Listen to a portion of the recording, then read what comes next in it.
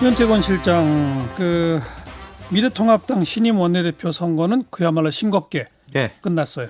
주호영 의원이 뽑혔죠. 그 이종배 의원을 정책위 의장 러닝메이트로 해서 나왔는데 권영세, 조혜진 조한테 59대 25, 전체 84표 중에 59표를 얻었습니다. 59대 25. 네, 이건 뭐 더블 스코어 이상이네요. 그렇죠. 뭐 여러 근데 요인이 있는데 예상했던 바죠, 근데. 그렇죠. 그럴 것으로 예상을 했죠. 예. 근데 주호영 원내대표 개인에 대한 평가가 좋아요. 당내에서 한참 전 일이긴 한데 지난 20대 총선에서 새누리당이 참패한 직후니까 4년 전이겠네요. 그때 전당대회에 출마했다가 친박 핵심 이정현 의원한테 뒤처져서 2위를 하기도 했고 새누리당 시절에 원내수석 부대표 정책위 의장 지냈고 이명박 정부 때는 특임장관 지냈고 박근혜 정부 때는 정무특보를 지냈거든요. 예. 그러니까 뭐 두루두루 평가가 좋았었고 바른정당 출신이에요. 말하자면 복당파죠. 그렇죠. 그때도 원내대표, 당대표 권한대행 지냈고 이번에도 자기 지역구로 옮겨가지고 민주당 대권주자 중 한 사람인 김부겸 의원을 여유 있게 따돌렸죠. 예. 선수도 5선이고요. 근데 대구에서 당선됐기 때문에 이 원내대표가 되면 당 전체가 대구에 묶이지 않느냐, DK에 네. 이런 지적. 근데 그냥 별 문제가 안 됐나 봐요. 그러니까 주호영 의원은 제가 앞에 커리어를 쭉 말씀드렸지만은 영남 출신이지만은 좀 영남 이미지에서 자유로운 게 강점이거든요. 뭐 이명박 정부 때 장관도 지냈고 복당파기도 하고 예. 그러니까 친박 색채에서 자유롭고 합리적인 이미지를 가지고 있다. 권영세 의원도 합리적인 컬러인데 권영세 의원은 8년간 국회 밖에 있었거든요. 그렇죠. 그게 아무래도 좀 한계, 예. 역부족이었다는 거죠. 근데 두 사람 권영세, 주호영은 뭐 정책 노선 면에서는 별 차이가 없었잖아요. 그렇죠. 그러니까 이게 흥미로운 건데요.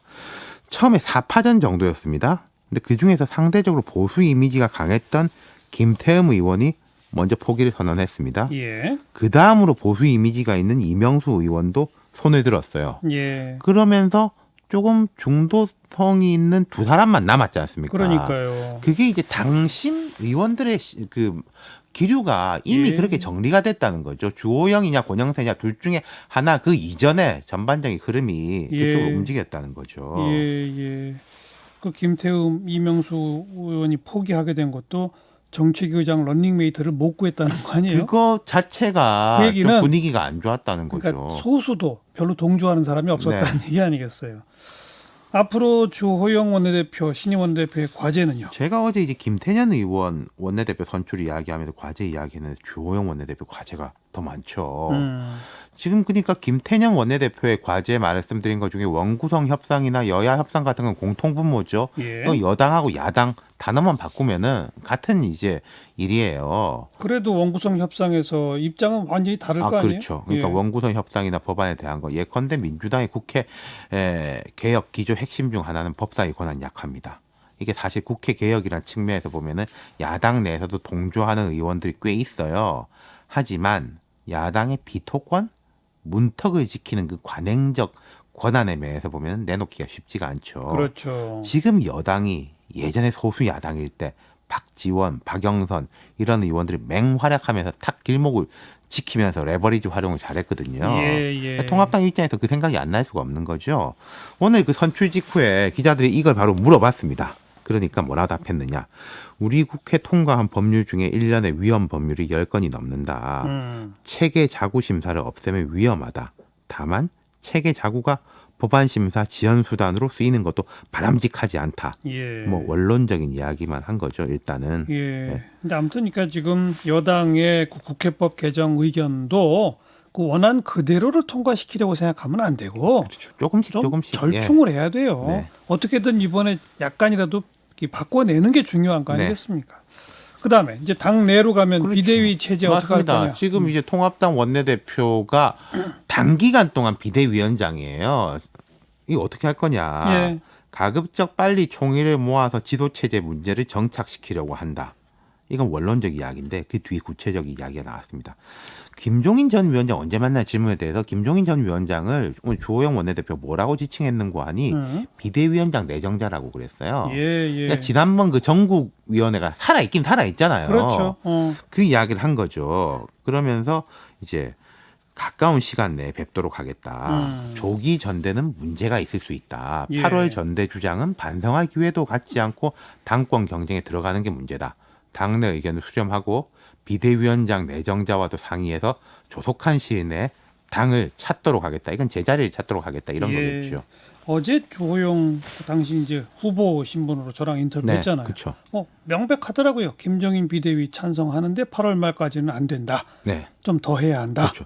이게 권영세 의원 차점자도 똑같은 유사한 입장이었어요. 입장이었거든요. 맞아요. 그러니까 이게 제가 예전에 한번 말씀드린 것 같은데 겉에서 볼 때는 반대 목소리가 되게 높은 것 같았는데 예. 실제로 보면 그렇게 숫자가 많지 않다. 그 뭐 김종인은 안 된다 그러니까 하더라도 8월까지만 해라. 딱 몇 사람만 그냥 소리 낸 근데 이제 거예요. 목소리가 높았죠. 예. 근데 이제 그런 것들이 이제 원내대표 경선 과정에서 걸러지고 김태원 의원도 사퇴를 했고 어쨌든 주호영 의원은 권위를 가진 지도부가 된 거잖아요. 예, 그렇게 예. 해서 이제 세워가는 것인데 그러니까 제가 볼 때 이렇습니다. 통합당이 앞으로 장기적으로 혁신과 변화에 성공할 수 있을지 없을지 저도 잘 모르겠어요. 예. 봐야 아는 거죠. 예. 하지만 오늘 원내대표 선출로 인해서 최소한 지금이 이제 2, 3주와 같았던 아노미 상태에서는 이제 벗어나는 거다. 네. 이거죠. 네. 한 단계 한 단계라도 좀 재갈 길로 갔으면 좋겠습니다. 네. 미래한국당하고는 어제 저랑 인터뷰에서 빨리 합당해야 네, 된다. 오늘도 그 이야기 했습니다. 그랬죠? 통합이 가급적 빠를수록 좋다. 그렇다면 이제 한국당과 국민의당 공동교섭단체는 잘 안 되는 거겠죠. 하지만 주호영 그 원내대표도 이 경선 기간에 계속적으로 국민의당 내지는 안철수 대표하고의 연대 이야기를 열어놓고 있고 예. 또 이분이 이제 바른당 계열 복당파기 때문에 예. 뭐 그쪽 이야기는 계속 나올 것 같습니다. 예. 그 어제 인터뷰에서는 안철수 국민의당 대표도 결국 2022년 대선 때는 함께 뭉쳐가지고 반문재인으로 해야 한다 그런 말을 했거든요. 네. 하지만 당장 미래한국당하고의 뭐 이건 아니다 이거죠. 그렇죠. 이게 합당을 해버리면은 미래한국당이 독자 교섭단체가 아닌 거잖아요. 못하죠. 그럼 국민의당이 그 같이 하려면 아예 이 큰 당으로 들어오는 게 아니면은 합류가 안 되는 거죠. 네. 그럼 안철수 대표는 또 마지막에 뒷북을 쳤네요. 글쎄요, 그것은 근데 교섭단체로 국한해서 보지 않는 시각들이 많아요. 그 양당 정책 연대 이런 얘기도 거기서부터 이제 있었으니까. 한 발 한 발 나가 보자. 예. 알겠습니다. 뉴스 사이다였어요.